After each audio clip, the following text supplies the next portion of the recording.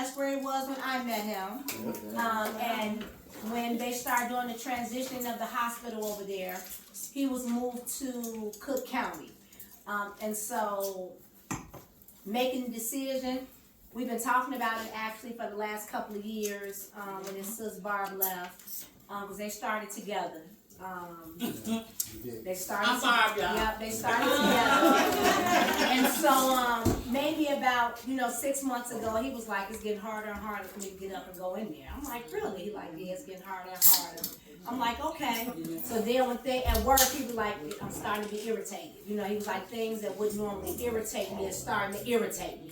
Yeah. And all of my friends who have retired told me, like, "Toy, you'll know. It'll be harder for you to get up. You're going to be starting to get frustrated." So when he was sharing that with me, I'm like, "Okay, this is what I heard." I'm like, "Okay, whatever you want to do, let's talk about it."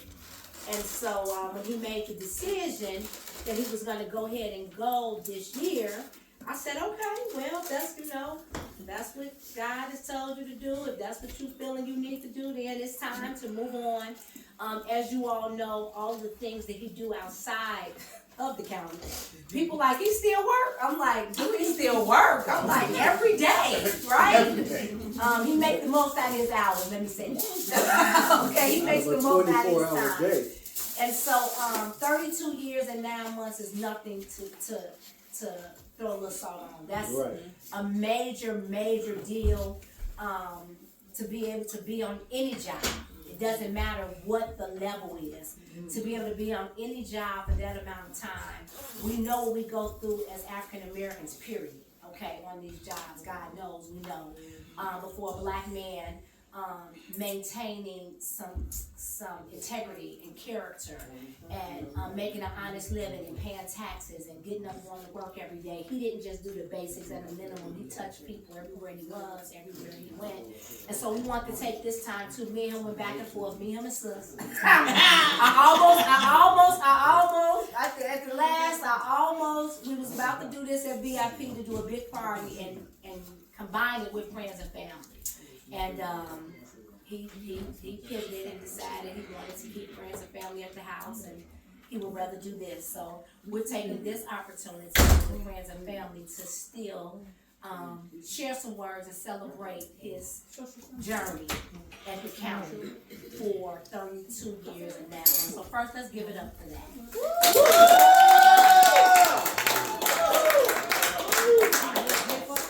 Okay. Right, that's first. And then I know Barb, come on up and make your way up and sis. I want Barb, actually, like I said, they started together at the county. Barbara know where the bones up there. This is one of the people that, they started co-workers and turned out family, right? So Barb is his sister, her family is his family, her older sister is his godmother. So of course, she my godmother is my sister. I absolutely love the Bonds. They're a real tight family. They do everything together. They're so sweet and loving. And I know they love him dearly, and he loved them as well. And so I wanted to give Barbara an opportunity. She left, has it been 3 years, Ben? 2 years. So she left 2 years ago, and we celebrated her birthday and her retirement together. So Barbara, if you could talk about your brother and y'all journey. Or whatever you want to say, how about that? Y'all, I don't even know where to start, okay? Everybody in here that's got a job, had a job, you have got to know what it's like to be in a job and to be in it for a long time and have some of the meanest, nastiest people over you and in charge of you, right? Because we done been through it and some. It's like what they say, started from the bottom and we here. I have to try to keep my brother humble sometimes, because one day we was sitting talking and he was like, "Yeah, I left my, what's the name on my island." I said, "Yo counter, nigga, yo counter." But I want to keep him a little grounded, because the Lord done brought us so far. We have started at the bottom of this thing. But anywho, Now we here. We here. You hear me? We here. Y'all look around. See where you at. Y'all see where you at? We ain't always been here. We was on the low end. We was in apartments. We was driving a little old. What was the little kite man? You hear me? And we kept elevating as we went along with that good county job. Because even though we went through some rough times, the money was good, the benefits was good. And we had a lot of older people over us encouraging us to stay in it, even when there was a lot of people that was against us. And when I mean a lot of people, oh my God. My name was Black Bald Head Motherfucker. Yes, every day. Every day. That black bald head motherfucker. Every day. And it was horrible. I mean, we had this prejudiced white boss named Bob Long. You know, they had this system where we had to have stickers on our cars. The man literally wanted him to drive his car up to his window, so all he had to do was peek out his office window to see if he had a sticker. Unlike what he had done for everybody else. That's the day I almost lost my job, but my godmother that day, she got in between me and the boss that day. She was like, wait a minute. I told him, I said, look, I don't bow down, I don't scratch where I don't itch. I said, I don't know what kind of black man you think I am, but I'm not that. And Pat was like, wait a minute, Tyler. But anyway, go ahead. She'll tell you. No, we wanted the commentary. We wanted the additional commentary. Yeah, he gonna have to dip in every now and then. Because it has been a time. Where you come from? You know, Come on. Sexual harassment, talk about that too. oh yeah. Okay, because we got Pretty Boy Floyd over there, right? This was before my sister-in-law came along and blessed his life. I'm telling you, Toy is definitely an asset to this family. But anywho, he was Pretty Boy Floyd at the job. And yeah, you know, and all these men wanted to have a relationship with him, and the ones that didn't was jealous of that. And so it was many times we got caught up in sexual harassment cases. People jealous because he was dating one girl that they would leave. They wanted the same girl. Left their job to go see what the boy at the girl house. All kind of messed up. So, the girl, me and the girl was dating. I decided I didn't want to date her no more. And because I didn't want to date her no more, she got with some other people that said, well, put them up on sexual harassment charges. The only thing about it is that I have proof of our text messages saying, hey, I'm leaving you alone, or whatever the case might be. And she said, you think you just gonna get away with this is gonna be it? And when I presented those text messages at the hearing, they was trying to take away her job. Yeah. And I pleaded with them to let her keep her job. You know, that's the Joseph's anointing that's on your life right now. Yeah, because he did. He begged and pleaded for her to keep her job at that table while she was fighting to get his job taken away from him. See how God works? Keep all your text messages. Yeah. And we had a whole slew of them. A whole slew of them. Look, I don't even know. It's been so much, y'all. I'm telling you, so much. We got a bestseller. When our parents passed away, our parents passed away at like a month apart, I believe, around that Yeah, a month apart. First it was it my dad first or It was yours? your dad first. My dad died first. He died on my birthday. On my sister's actual birthday. They were all out partying, kicking it at my sister for her birthday. And the next day my father was gone. You know, and my father was running around here just like we are, just kicking it, and then the next day he was just gone. So I was torn up. I haven't cried so many tears in my whole life for that day. But Then my father. right after that, Ty father died. And me and my mother used to always play with Ty when he would come by the house. Because my mother speaking was coming into his life right now at this very moment. She used to always say, is that my preacher boy? And I'm like, why he far from a preacher? He's so far from a preacher. And she's like, don't you tell me that's my preacher boy. And then my dad, before he passed away, he used to stay with me and my mom. And Tyrone had on some really nice shoes when he came over one day. And my dad thought he had stolen his shoe. He said, that boy in there with my shoes on. He told my mother's name was May. He said, May, that boy in there with my shoes on. I said, no, it's not your shoes, Dad. Yes, they is. I know how they look. Tell that boy to come in with my shoes. Ty, you remember that? I think he went to the garage. Oh, okay. But yeah, he had my dad's shoes on. Well, he didn't have my dad's shoes on. That was just my dad thinking that was his shoes. But to get back to the job. The job, me and Ty, every time they would do a layoff, me and my brother's name was on that chopping block. It wasn't nothing but the grace of God saving us every time there was a layoff. We had letters in our hand. I had a letter in my hand telling me I was gonna report to Stroger, and I didn't never want to go to Stroger because my daughter was small. Where I lived was only 10 minutes away from the job, so I always wanted to be able to get to her if that was the case. So every time the layoff come, being this brother, we was junior stewards too, because we was doing everything now. We was junior stewards over the whole department. We had got everybody nerves calmed down because we had studied the contract language and we knew how this layoff process was gonna go, blah, blah, blah. We get to the table, the people start doing something totally different. So you knew how the rest of the department was looking at me and him like we had just been lying to them the whole time. And I'm like, y'all, we did not know that they was going to get to the table and do this. We thought it was going to go like this, and that. Nah, y'all in on it. Y'all just looking out for y'allselves. Y'all make sure y'all got good jobs out of the deal, blah, blah, blah. I'm like, that is really not what happened here. I'm telling you, they don't cross me, him, and the rest of y'all. They don't get all of it. But of course, they didn't look at it that way. And then, I'm telling you, as I look over things, I'm telling you, it's been up and down. It's been a real life roller coaster. Because there was a time where we would leave y'all, we would leave that job and go get breakfast. I'm telling you, we used to do all kinds of stuff, but we made it. We would leave that job, go get breakfast, and come back. They didn't eat no lunch. Talk to each other and y'all supposed to work. Looking just looking out for each other.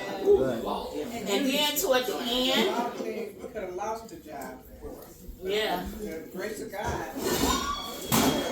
And see, my sister can speak on a lot of that because she was one of the managers there, y'all, at the time. So she could speak on some of the stuff that we went through. She saved it. But I looked the other way on a lot of stuff because I knew that these were my babies. And a lot of y'all like, they need somebody. That's right. And those white people, they wasn't going. So all they had. That's right. Yeah. They still lick on my head. And then the big layoff did come, y'all, when we did get separated finally. Because me and this brother, we had transferred departments together. Like he been there 32 years, I've been there 30 years before I retired. We went on 2 years. I kept begging him to come out with me. I'm like, come on out of the plantation. I said, they done did enough damage to it. He like, no, sis, I'm gonna hang on out a little bit. You know, this ain't too bad when I'm going, blah, blah, blah. And I gotta say this, when my son died, she went to Borough Cemetery with me. And I had to sit down with the people to go over where my son was going to be buried at, what plot he would be buried in and everything. And that was like the most difficult time of my life. And she was like, man, I ain't never seen you like this. That is actually one of the most weakest, vulnerable moments I have ever seen in him. And to this day, I always say those people that lose children are some special individuals. Because I don't know how they deal with that kind of pain. I've lost mother, father, grandfathers, grandmamas, siblings. But I pray that I don't ever have to get to that point where I experience losing what it's like to lose a kid. Because that is when I saw my brother at his most vulnerable moment, when he lost his son. It was just crazy because even when his son was on his dying bed, we were there at the hospital. And Nunu was his nickname. I'm sure all of y'all are aware. But it's getting me a little emotional.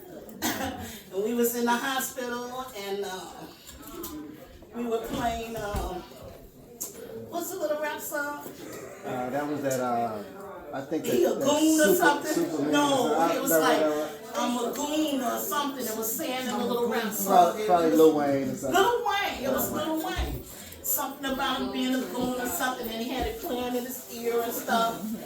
And Nunu was there being strong. He didn't, he was waiting on his mom to get there, y'all. He was there. And he kept his strength and everything till his mother got there. From Indiana. And when From Indiana, yep. And when they got there, because they came way from Indiana somewhere, Indianapolis, somebody was somewhere far. Michigan City, Indiana. Where it took them a little while to get there. And the minute his mom got there, he was at Keystone and he went on. Yeah. And it was just like, man, it took everything out of me. You see, I can't hold it now. But that just goes to show, even outside of the job, how things have just went on a emotional roller coaster for the both of us. You know? And then after losing Nunu like that, it just really took a turn for the whole family. Yeah. You know, all of us was just a little different at that time. Marcia, Rashonda, Mike, all of us was just in a different kind of place. Mark, you know, we would go out there to the cemetery and stuff, and I could see how that death had just took a lot out of all of us and put us in a different kind of place. Yeah. You know? Okay, but back to the job. We gotta get back. Because you're making me get back to the job. But we ended up separating. Turn it up a little bit. Right. We ended up separating, and Ty ended up going to Stroger Hospital, and I ended up going to Blue Eye, the clinic. Because we got separated through the layoff, and I ended up going to pharmacy in Blue Island, and he ended up going to Stroger. Now, before you keep that one point, when I got to Stroger, I guess they thought I was like born and raised in the suburbs, and these was West Side people. And I said, look, I don't know who you think you talking to. I'm from Inglewood. Right. Right. I was like, what you, you know? But anyway, Yeah, because we used to hear all the stuff. they treated How 04's they would people say like. Yeah. people that worked at 04's was working at a country club. And to be honest, it really was We compared had to what I we had beers and everything. They were doing things so right. ghetto families down there at that county hospital. I was wondering how anybody was surviving down there. Because I would go down there for union meetings and stuff. Because again, we were still union school. But we got separated. And even though we were separated, do y'all know his co-workers, some of his friends, they would call my phone. Your brother down here doing this. Hey, B, do you know your brother did this today? You need to talk to your brother. I'm like, I'm in a whole different facility, and I still got to try to keep up with this young man. I called Tom, like, Tom, what's going on? No, sister, it ain't even like what they saying. Da, da, da, da. I'm going to talk to you about it. I said, but the people calling me over here. They telling me you did this, you did that, you know, and this and this and that. I'm like, some of the stuff, I'm like, nah, look, I know my brother. Now, that didn't happen. Right. Yeah. No, it did, but it didn't. Yeah, you know, I'm like, that didn't happen. Now, just that other thing you said, yeah, he somebody sold an oil or something. You know, that happened. But that didn't happen. He ain't that kind of person. He ain't belittling nobody. He ain't talking to nobody any kind of way. He's a master of words. He ain't doing that. And so, nah, you just don't know. I'm telling you, he act different down here. He ain't the same person. I said, no, now. I said, I know my brother. He is not doing those things that you say he's doing. I said, now you tell me he's selling a CD or some oils or some curses or something. Yeah. Leaving the job, coming back. Right, you know, left the job early and came back. Okay, yeah. I don't need that job no more. They watching me, okay? This girl done called me, told me you're doing this. Don't do that no more, okay? Yeah. But I don't know. It has really been a roller coaster for the whole family, and it's nice to see that we were still able to get out of there and have a pension behind it. That's right. Come on now. Come on.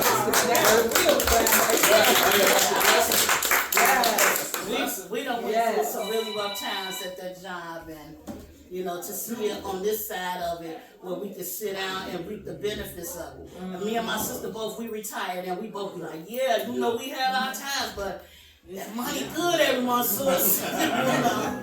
And I was telling my brother, I'm like, brother, I said, you gotta find some other stuff to stay busy. I said, you're not like me.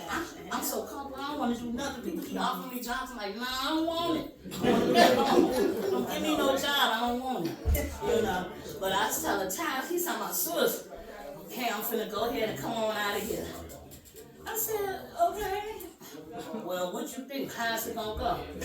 I said, well, brother, look, I live a little more modest lifestyle than you and Troy. Now, y'all travel, like, I do a lot of stuff that I do, but I don't do as much as y'all do. I got a little modest lifestyle. I said, but y'all will be okay. He's talking about, yeah, sis, cause, man, I'm wondering, like, what I'm gonna do and this and that. I said, you gonna find stuff to do. I said, you gotta stay busy, Ty. You gotta find stuff to do. I said, you got a lot of talents outside of that job. You do poetry, you rent out chairs, you're performing, you're speaking at schools, you know, I'm naming all this stuff that you do. And I'm saying, right. I'm like, you on the truth hour, you're doing this and that. And even after I name all that stuff, I was like, it's still ain't enough for him. He's doing a lot, but it still ain't enough. He needs a little more stuff to be doing, you know? But it's so good to see that he's here now and to see him at this moment. You know, well, he's retired, he's in good health, and he's gonna get to see what it's like to, what they say, the elite club, right, sis? It's called the elite club. When you get to that other side, when you're retired and stress-free of the work dramas and stuff. So I just thank God that he got us here, and those last few years have really been a little more peaceful for us at that job. I can honestly say, you know, I talked to the brother right before he got to this point, and it was to the point where they were creating a job for him. I'm like, brother, what they doing? They got you a desk, you in the office? What's he like, yes, sis. They trying to make me a job down here. I said, well, that's good, brother. I said, what you? I'm gonna stay a little longer so they put this job in down the state. They put this job. I said, well, I don't know, brother. I said, you see how it goes, see if you like it or whatever. And, you know, if it's something that you think you could stay with, go ahead and stay. Even with that, y'all, and I'm gonna close out with this. It was people still hating on the man. The very people that he went in there and defended, kept their jobs with this union. Save their jobs. Saved their jobs and got up and worked with them to keep their jobs. Because you know we had to perform miracles for these people. People would call out, they had a pattern, doing all this crazy stuff on their job and still want us to go in there and act like they never did none of this stuff. I'm like, God, we performing miracles, ain't God? You know we going in here and getting our stuff. We put them a little probation and they still ain't certified. You know you did what they said you did, right? Right. On camera. Right. Right. You did that. You admitted it. You admitted it. I'm like, well, we got you the best thing we could possibly get you where you still got your job and your pay and stuff and you still. This one girl had 28 occurrences in a 30-day period. Attended related occurrences. So I told her, I said, You look. heard him say 28. Right. Now, according to their contract language, they could only have 4. Four occurrences, so she got 28. Before we went in there, I said, look, I want you to go in there and do the white girl thing. I said, I want you to go in there and say, oh my God, everybody's picking on me and I don't know, they're targeting me and everything. I said, you cry, you do all that and let me do the talking. She did that. I said, look, there's nothing that I can say or nothing that we can put on the table to defend this record here. I said, that's not what I want to do, but what I want to do is ask you as the manager, what kind of employee is she? Well, she's good when she's come to work and she's here on time. Okay, she's good when she's come to work and she's here on time. I said, would you be willing to take someone like this and give them an opportunity to fix what's wrong? Yeah, I would love to do something like that. I just, she just needs to come to work on time. I said, so, okay, she's a good employee. You would be willing to help her fix this type of problem. I said, now tell them what you're going through at home. And she said she just had a baby. She's going through the post, whatever y'all go through. And, her father downs her and tell her she ain't shit and she ain't going to be nothing, so she's depressed. I said, so she got all this stuff going on at home. I hear what you said. So this is what the union is proposing. That you put her on a 30-day probation. And if she's able to come to work within those 30 days without an attendant-related occurrence, then you would just give her a counseling. And they said, okay, well, we're willing to do that, Tyrone, for you. But like the next week, she ended up being late again. She didn't make it. So she got the suspension. And see, more stuff come up as we talk, y'all. And I'm going to share this with y'all. Y'all know he ran for alderman a couple times. Oh, wait a minute. John McKevitt, before you go there. Oh, yeah. Okay. So he got arrested. He was in the county. yeah. And we had to save his job. We went in there and we negotiated with the boss that if we can go and bail him out of jail, her and I, we went and got with our other co-workers and we raised the money to bail that man out of jail. We went down there for like 6 hours because, you know, to get somebody out, it Whole takes so process long. down there. We got that man out of jail and got him back to work and saved his job, and that man ended up retiring from his job. Wow.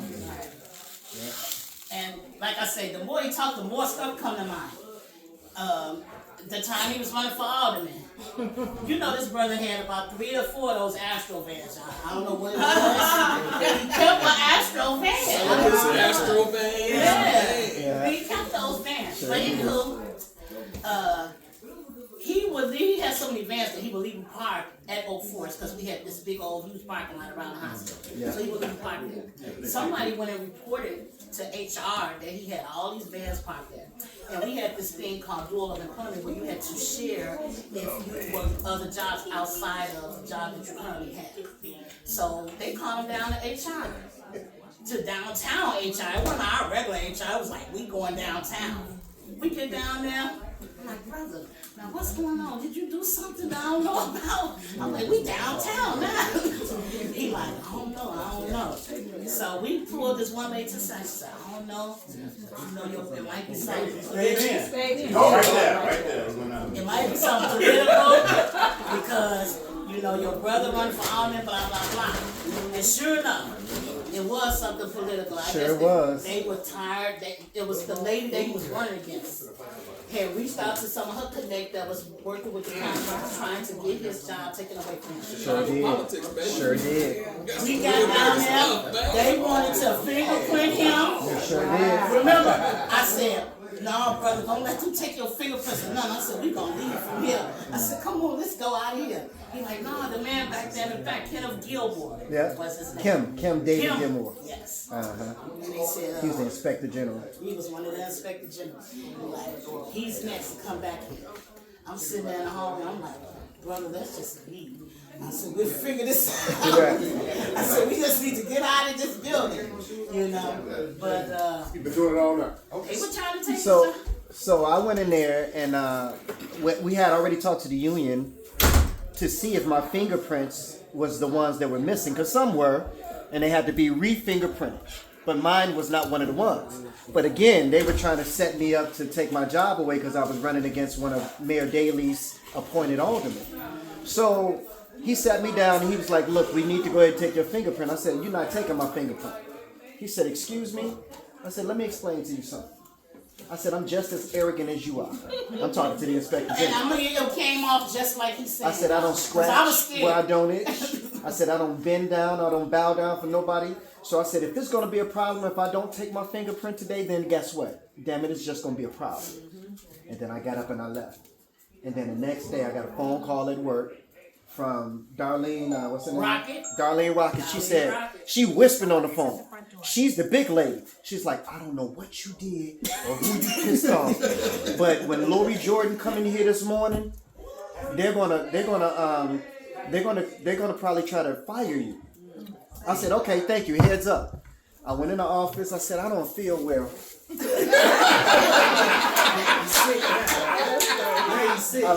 I left the job. I went to my doctor. That's what I gotta deal with. Yeah, this is true. And I took a leave of absence from my job for a whole year. And then, What year was that, Blaq? It was like 2007. Okay. yeah. So he took a leave, y'all, right? And went and worked for the union, the organization. Yep, they hired me to work for them while I was on leave. That very organization that we fought hard, y'all, to defend people, to do everything for, at the end of the day, when it came to us, they didn't have our back. We got downtown, a whole nother meeting, big old, this was a huge meeting, a whole lot of folks there.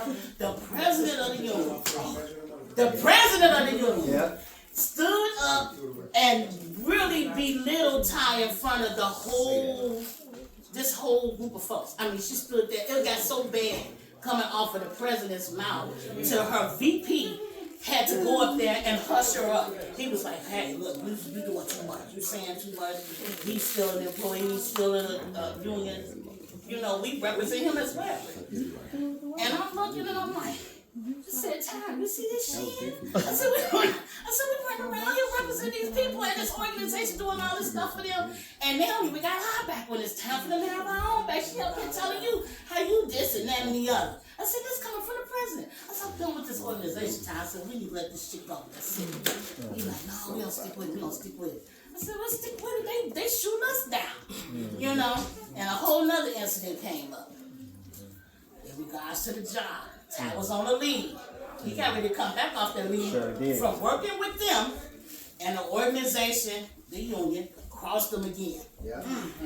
One of the organizers, the job that Ty was supposed to have coming back off his leave, she called and made sure that her buddy that she wanted to have that job got the job. We go downtown, we filed labor charge and everything against this organization because we like, this can't be right, you know? I'm like, I said, the job was already lined up for him to have this particular job. Okay, so here it is, real quick. Article 4, Section 4.4 of our contract says, You see how he still can contract? That contract is still in his mind, y'all. Y'all see that? it says, any employee So selected for layoff shall be transferred to any vacancy where they have the required skill and ability to do the required work. Vacancy. Any employee selected for layoff shall be transferred to any vacancy. So there was a vacancy that made more money than the job that I had. No one was supposed to move anywhere except the people that were selected for layoff. They took a guy who was making the lowest amount of money at Oak Forest and gave him the job as a favor for somebody. And when I came back to work, they gave me his job, which was the lowest paying in the county. Oh, wow. Yes. They gave me his job. So we ended up doing now it was further than the grievance. What was the complaint against the union and the We filed an unfair labor practice Unfair against labor the practice. organization being the union and our employer being county. Right. We because filed they a didn't labor go charge ahead of of their both. contract. Yeah. Yeah. The union's good. Can I have your number? I have a problem at my job. I'm telling you, y'all. Yeah, I used to be. That was our goal. Me and him had sat down and decided to make that union contract like our Bible when That's it came right. to that job. That's right. And we had it set up in my mind that we're gonna know this book no matter what. Cause that's what saved us around there from doing. We just thought the Bible wasn't according to the book. Right. But there was a lot of other things that we were doing right, and they still was calling us out trying to make our contract not mean nothing. Right. And our contract superseded what contract language was when it came to the job. Because the job had their own contract language in regards to us being employees there and doing things there. But our contract was negotiated over. So even though it might talk about some of the same things, what our contract said would stand. It was Their rules and regulations. Yeah. Yeah. They didn't care. Some people did not care. Yeah. You know, but like, I'm gonna shut up. Thanks, Shut up. sis. No, shut up. Like I say, the more he talk, the more Hey, stuff. 30 years worth. 30 years. I was just say Barbara gonna give us the whole 30 That's 30-some years. And hold on, Yeah, 30 years worth. Trust me, I know. Yeah, he was gonna say you forget more than you remember. man. Cause the more time we talk, the more I be like, oh yeah, that happened to us. Thank y'all. Thank you, sis. Thank you. Okay, that's it. And I think this is my oldest friend right here. Talking about spend the night over each other's house. We went to Gresham Grammar School together. The great machine. Tony's right down. Almost 50 years. We young right now. 86. You talking about from Gresham? Yeah. Yeah, 86. Okay, I graduated. You went to school with my sisters then. Who came out of Gresham at 80? You came out of 79? Alright, did you, anything else, baby? So, again, I just want to take the opportunity while we have family and friends here to let him know how proud we are of him and wishing him the best. Although you may not have worked at the county, if you want to say something, I don't want to call anybody from. The brother probably met you while he was at work somewhere, delivered some chairs and tables, performed, gonna tell him what else while he was at work. But I just want to take the opportunity, if you did want to come on up, because his sisters is here. This is one of his big sisters. Marcia. Girl. Basically, I just want to say congratulations to my baby brother. You know, he got on my nerves all my life. But no, I seriously though, I'm so proud of him because Tony was the kid that could never do no wrong. He could never be still. So y'all see how my name switched from Ty to Tony. No black eyes, no Tyrone, Right. Tony. Right. But anyway, seriously though, it is very hard to stay at a job for long periods of time. We all know all the BS that you gotta go through. It takes everything inside of you to say, I'm not gonna leave the job. I deal with it on mine, so I understand how you feel. And it's been times that I'm like, you know what? I quit. But then the reality is that if you quit your job because other people getting on your nerves, that's what's up. Right. But what you're supposed to do is figure out how to get rid of them. Start making your list toward them, but you never walk away from your pockets if you love your money. So that was the reality for me. I'm like, you know what? Y'all wanna piss me off? I'm gonna walk around here and smile even more. To the point my face gonna bust open. And then I'm gonna say something about God, because guess what? That's who gonna carry you through everything anyway. So now that you're gonna piss me off, I'm pissing you off because I'm not gonna give you that satisfaction for me to give you what you want. So now you're gonna have to kiss my ass because I'm here to I can say God. So, I love you, bro. Alright, thank you, sis. But you want me to say something to me? I got a story. Let me get up. Look, I still remember. Half of y'all